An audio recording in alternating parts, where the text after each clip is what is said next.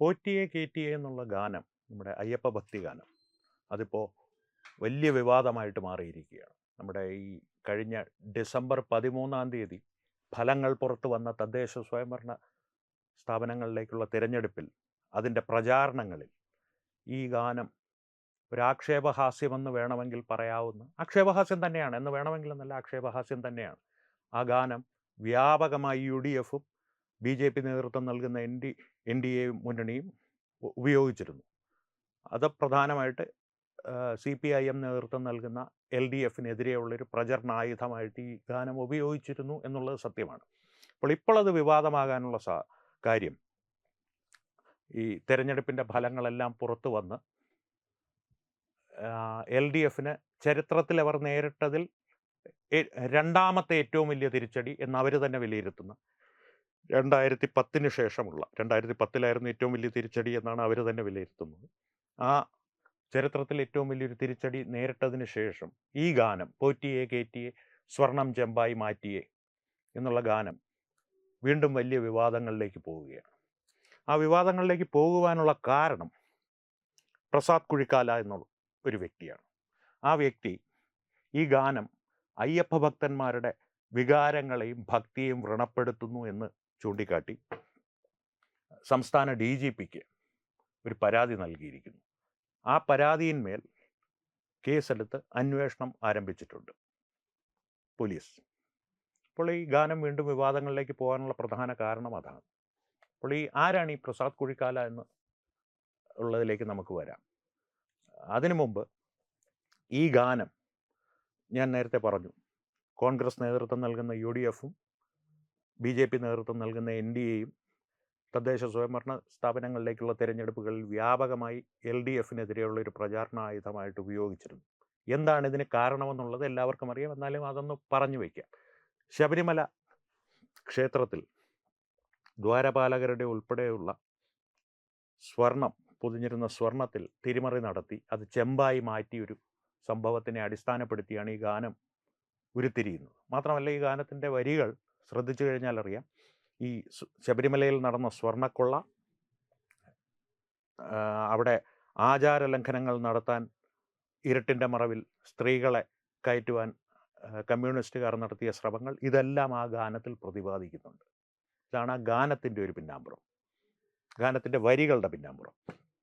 ഇനി ഇത് വിവാദമാക്കി പ്രസാദ് കുഴിക്കാല ആരാണ് എന്ന് ചോദിച്ചു കഴിഞ്ഞാൽ, അദ്ദേഹം അവകാശപ്പെടുന്നത് തിരുവാഭരണ പാത സംരക്ഷണ സമിതിയുടെ സംസ്ഥാന പ്രസിഡൻ്റാണ് അദ്ദേഹം എന്നുള്ളതാണ്. എന്നാൽ നമ്മുടെ തിരുവാഭരണ പാത സംരക്ഷണ സമിതിയുടെ യഥാർത്ഥ ഭാരവാഹികൾ, അത് K. ഹരിദാസ്, അദ്ദേഹം സംസ്ഥാന പ്രസിഡൻ്റാണ് എന്നാണ്, അദ്ദേഹമാണ് യഥാർത്ഥ സംസ്ഥാന പ്രസിഡന്റ് എന്നാണ് ഇപ്പോൾ പറയപ്പെടുന്നത്. അദ്ദേഹം പറയുന്നത് ഈ പ്രസാദ് കുഴിക്കാല എന്നുള്ള വ്യക്തി തിരുവാഭരണ പാത സംരക്ഷണ സമിതിയുമായിട്ട് ബന്ധപ്പെട്ട് പ്രവർത്തിച്ചിരുന്നു. പക്ഷേ അത് 4 കൊല്ലങ്ങൾക്ക് മുമ്പായിരുന്നു. 4 വർഷങ്ങൾക്ക് മുമ്പ് ഇദ്ദേഹം തിരുവാഭരണ പാത സംരക്ഷണ സമിതിയിൽ നിന്ന് പുറത്തു പോവുകയും സ്വന്തമായിട്ടൊരു സംഘടന രൂപീകരിച്ച് പ്രവർത്തനം ആരംഭിക്കുകയും ചെയ്തൊരു വ്യക്തിയാണ് എന്നാണ്.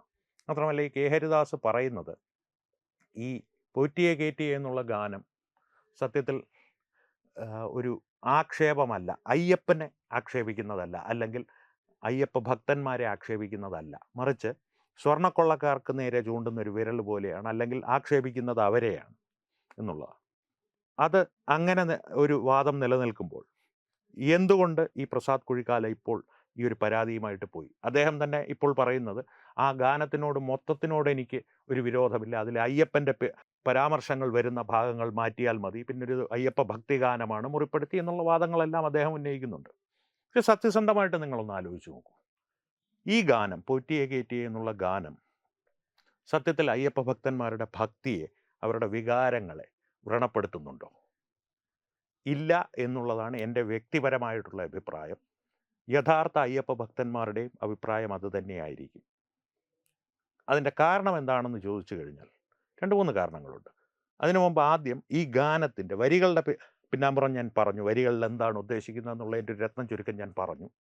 ഈ ഗാനത്തിൻ്റെ ഒരു പിന്നാമ്പുറം, ഇത് ആലപിച്ചിരിക്കുന്നത്, അതായത് ഈ തെരഞ്ഞെടുപ്പ് പ്രചരണ കാലത്ത് തദ്ദേശ സ്വയംഭരണ സ്ഥാപനങ്ങളിലേക്ക് നടന്ന തെരഞ്ഞെടുപ്പുകളുടെ പ്രചരണ കാലത്ത് ഏറ്റവും അധികം ജനങ്ങൾ കേട്ട ശബ്ദമെന്ന് പറയുന്നത്, അതായത് ഈ ഗാനം പാടിയ ഗായകൻ എന്ന് പറയുന്ന ഡാനിഷ് മുഹമ്മദ് എന്നൊരു വ്യക്തിയാണ്. ഡാനിഷ് മുഹമ്മദ്, ഒരിക്കൽ കൂടി അദ്ദേഹത്തിൻ്റെ പേര് ഞാൻ എടുത്തു പറയുകയാണ്. അപ്പോൾ സ്വാഭാവികമായിട്ടും ഒരു സാധാരണക്കാരന് സംശയം തോന്നാം, ഡാനിഷ് മുഹമ്മദ് പാടിയ പാട്ട് അത് രചിച്ചതും ഒരു ഹൈന്ദവേതര മതസ്ഥനാണ് എന്നുള്ളതാണ് പുറത്തു വരുന്ന വിവരങ്ങൾ. അദ്ദേഹത്തിൻ്റെ പേരെനിക്കിപ്പോൾ വ്യക്തമായിട്ട് എൻ്റെ മുമ്പിൽ ഇല്ലാത്തതിനാൽ ഞാൻ പരാമർശിക്കുന്നില്ല. പക്ഷേ ഈ ഗാനത്തിൻ്റെ ഏറ്റവും പ്രമുഖമായ ആലാപനം നടത്തിയ വ്യക്തി ഡാനിഷ് മുഹമ്മദ് എന്നുള്ള വ്യക്തിയാണ്. അപ്പോൾ ഒരു സാധാരണക്കാരൻ ഇത്രയും വിവരങ്ങൾ കേൾക്കുമ്പോൾ ഒരു സംശയം തോന്നാം സ്വാഭാവികമായിട്ട്. ഇനി ഇത് ശബരിമല ശ്രീ അയ്യപ്പസ്വാമിയെ അപമാനിക്കാൻ നടത്തിയൊരു ശ്രമം തന്നെയാണോ യഥാർത്ഥത്തിൽ?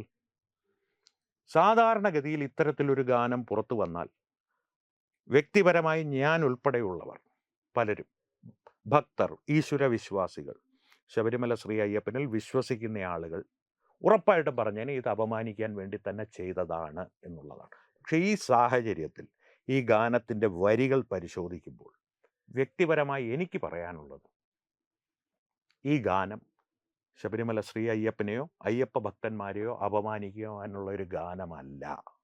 മറിച്ച് ശബരിമലയിൽ സ്വർണ്ണക്കൊള്ള നടത്തിയ, അല്ലെങ്കിൽ ശബരിമലയിൽ ഇരുട്ടിൻ്റെ മറവിൽ സ്ത്രീകളെ പ്രവേശിപ്പിച്ച് ആചാരലംഘനം നടത്തുവാൻ ശ്രമിച്ച, അല്ലെങ്കിൽ ശബരിമല തിരുനടയിൽ പോയി നിന്ന് ഒന്ന് കൈകൂപ്പുവാൻ വിസമ്മതിക്കുന്ന, അല്ലെങ്കിൽ തീർത്ഥം വാങ്ങി അത് പുറകിലേക്ക് കളഞ്ഞിട്ട് തലയെക്കെട്ടും മടിക്കെട്ടും കെട്ടി ഏതെങ്കിലും ഒരു ശവക്കല്ലറയുടെ മുമ്പിൽ ചെന്ന് നിന്ന് ഇങ്ങനെ ഇരുകൈയും കൂട്ടി പിച്ചക്കാരെ പോലെ അവിടുന്ന് കിട്ടുന്ന സാധനം വാങ്ങി ഭക്തിയോടെ ഭുജിക്കുന്ന ദേവസ്വം മന്ത്രിമാർക്ക് ഉള്ള ഒരു പ്രസ്ഥാനത്തിനെതിരെയുള്ളതാണ് ഈ ഗാനം. ഒറ്റ വാക്കിൽ അല്ലെങ്കിൽ ഒരു ചുരുക്കത്തിൽ പറഞ്ഞാൽ ശബരിമലയിലെ സ്വർണ്ണക്കൊള്ളക്കാർക്കെതിരെയുള്ള, കമ്മ്യൂണിസ്റ്റുകാർക്കെതിരെയുള്ള ഒരു ഗാനമാണ് ഈ ഗാനം. അതുകൊണ്ട് ഈ ഗാനം ആരെയാണ് എങ്ങനെയാണ് മുറിപ്പെടുത്തുന്നത് എന്ന് ചോദിച്ചു കഴിഞ്ഞാൽ അത് തീർച്ചയായിട്ടും അയ്യപ്പസ്വാമിയുടെ ഭക്തന്മാരെ അല്ല. മറിച്ച് ശബരിമലയിൽ അയ്യപ്പസ്വാമിക്ക് ഭക്തന്മാർ ഭക്തിയോടെ വഴിപാടായി നൽകിയ, അല്ലെങ്കിൽ അയ്യപ്പസ്വാമിയുടെ സ്വത്ത് എന്ന് പറയാവുന്ന സ്വർണം കൊള്ളയടിച്ച് അത് ചെമ്പായി മാറ്റി നടത്തിയ തിരിമറികളുടെ പിന്നിലുള്ള കൊള്ളക്കാർക്കെതിരെയുള്ളതാണ് ഈ ഗാനം. അതുകൊണ്ട് ഈ ഗാനം ആരെ മുറിവേൽപ്പിക്കുന്നു, നോവിക്കുന്നു എന്ന് ചോദിച്ചു കഴിഞ്ഞാൽ ഒറ്റ ഉത്തരമേ ഉള്ളൂ, അത് ഈ സ്വർണ്ണക്കൊള്ളക്കാരെയാണ് ഈ ഗാനം നോവിക്കുന്നതും മുറിവേൽപ്പിക്കുന്നതും അസ്വസ്ഥരാക്കുന്നതും. അതുകൊണ്ട് ഈ ഗാനം ഇപ്പോൾ വിവാദമാക്കി ഇത് ഒരു സാമൂഹ്യ മാധ്യമങ്ങളിൽ നിന്നെല്ലാം പറ്റുമെങ്കിൽ മൊത്തമായി ഒഴിവാക്കാൻ സാധ്യമായ എല്ലാ പ്രവൃത്തികളും അവരുടെ ഭാഗത്തു നിന്നുണ്ടാകും. കാരണം അതുപോലുള്ളൊരു തിരിച്ചടിയാണ് ഈ തദ്ദേശ സ്വയംഭരണ സ്ഥാപനങ്ങളിലേക്ക് നടന്ന തിരഞ്ഞെടുപ്പിൽ ഇടതുപക്ഷത്തിന് ഉണ്ടായിരിക്കുന്നത്. ഈ ഗാനം മാത്രമാണ് അതിൻ്റെ കാരണമെന്നല്ല ഞാൻ പറയുന്നത്. പക്ഷേ ഈ ഗാനം ഒരു ചാലക ശക്തിയായിരുന്നു.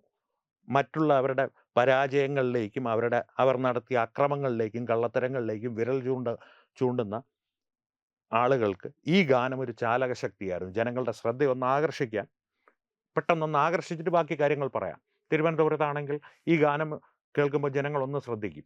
നേരെ നമ്മുടെ മേയർ നടത്തിയ അഴിമതികൾ എന്ന മേയറുടെ മേൽ ആരോപിക്കുന്ന, ആര്യ രാജേന്ദ്രൻ്റെ മേൽ ആരോപിക്കപ്പെട്ടിരുന്ന അഴിമതികൾ പിന്നെ തുടർന്ന് അങ്ങോട്ട് പറയുമ്പോൾ ജനങ്ങളുടെ ശ്രദ്ധയിൽ ഇത് കൂടുതൽ പതിയും. ഈ ഗാനം ഒരു ചാലക ശക്തിയായിട്ടും, പല ചാലക ശക്തികളുണ്ടായിരുന്നു, അതിലൊരു ചാലക ശക്തിയായിട്ട് ഈ ഗാനവും തദ്ദേശ സ്വയംഭരണ സ്ഥാപനങ്ങളിലേക്ക് നടന്ന തിരഞ്ഞെടുപ്പിൽ പ്രവർത്തിച്ചിട്ടുണ്ടെന്നുള്ളത് വാസ്തവമായ ഒരു കാര്യമാണ്. അതുകൊണ്ട് തന്നെ കമ്മ്യൂണിസ്റ്റുകാരെ വല്ലാതെ അസ്വസ്ഥതപ്പെടുത്തുന്നുണ്ട് ഈ ഗാനം. കാരണം തുടർന്നുള്ള തിരഞ്ഞെടുപ്പിലും ഈ ഗാനം ഉപയോഗിക്കപ്പെടാം, അവർക്കറിയാമത്. അതുകൊണ്ട് തന്നെ അവരിതിനെ പരമാവധി തടയുവാൻ ശ്രമിക്കും. ഇതാണ് എൻ്റെ ഒരു കണക്കുകൂട്ടൽ. ഈ പ്രസാദ് കുഴിക്കാല കമ്മ്യൂണിസ്റ്റുകാരുടെ കയ്യിലെ ചട്ടുകമാണോ എന്ന് ചോദിച്ചാൽ അതിന് യാതൊരു തെളിവുമില്ല. പക്ഷേ പ്രസാദ് കുഴിക്കാലയുടെ പശ്ചാത്തലം എന്താണ് എന്നുള്ളത് ഞാൻ പറഞ്ഞു.